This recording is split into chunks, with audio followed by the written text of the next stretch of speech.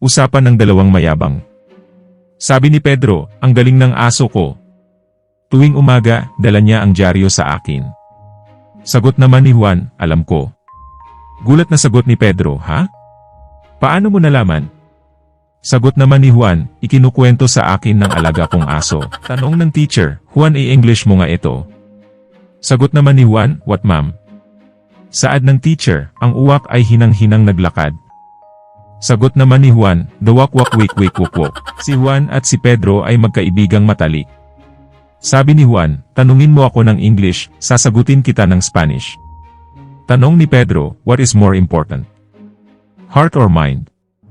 Sagot naman ni Juan, Spanish. Sabi ni Pedro kay Juan, knock knock. Ang sabi naman ni Juan, who's there? Dugtong ni Pedro, paahon.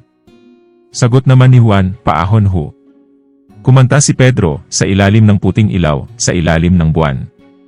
Nagtatakang tanong ni Juan, asan doon ang paahon? Natatawang sagot ni Pedro, mamaya sasabihin ko, paahon pa lang tayo eh. Sabi ni Pedro, may kaibol ako mamaya, ano kaya itsura niya?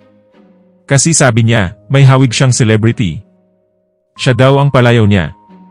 Sagot ni Juan, jackpot ka pre. Baka siya Ina Magdayao o Sharon Cuneta. After Aibol, Pedro went home. Tanong ni Juan, kumusta? Bakit malungkot ka yata? Malungkot na sagot ni Pedro, Dionisia pre.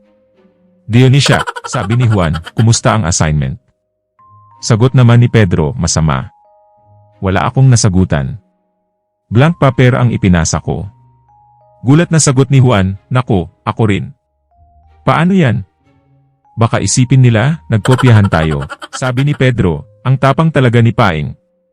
Biro mo, tumalon sa eroplano ng walang parachute. Sagot ni Juan, oh, totoo. Saan mo naman nabalitaan yan? Sagot naman ni Pedro, dun sa burol niya.